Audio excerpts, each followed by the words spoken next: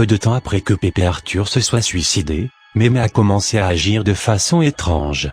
Elle a engagé des ouvriers pour retirer toutes les portes intérieures de sa maison et clouer les portes avant et arrière qui donnaient sur l'extérieur.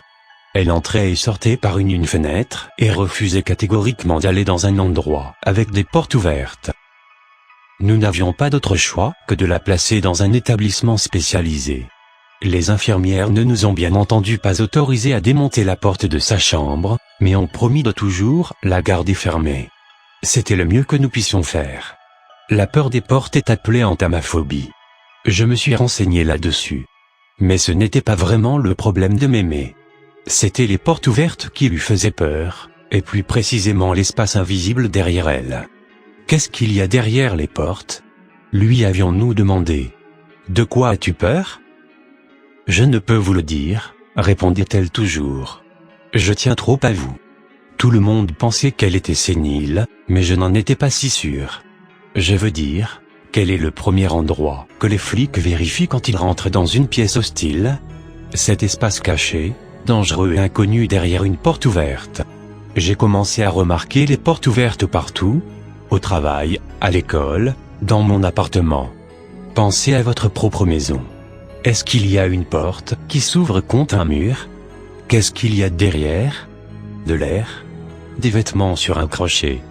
Comment pouvez-vous en être certain ? Vous pouvez y rejeter un coup d'œil, mais à la seconde où vous vous retournez, cela redevient le territoire de l'inconnu. Mémé se portait bien depuis un certain temps, puis quelque chose d'horrible est arrivé. Les docteurs pensaient qu'il s'agissait d'une tentative de suicide parce que Mémé avait les mêmes blessures qui ont tué son mari, Arthur.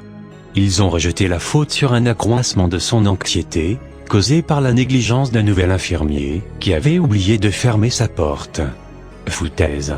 Mémé n'aurait jamais pu se faire ça.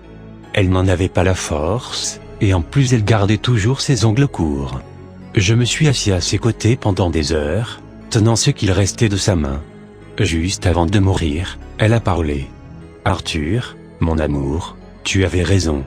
Il ne peut pas être arrêté. Le seul et unique moyen d'être en sécurité est de ne pas savoir. » Évidemment, elle pensait que j'étais Pépé Arthur, mais je n'avais pas le temps de lui expliquer. Je devais lui reposer cette vieille question. Je devais savoir. Qu'est-ce qu'il y a derrière les portes ? Celui qui attend, celui qui est enfermé dans les ombres. Une fois que tu connais son existence, il se réveille. Quand tu crois qu'il est derrière la porte, ça le libère. Et quand tu es effrayé, c'est à ce moment qu'il vient pour toi. Mémé a souri. Mais ça n'arrivera plus jamais, Arthur, parce que nous sommes les seuls à savoir. Et je n'en parlerai à personne.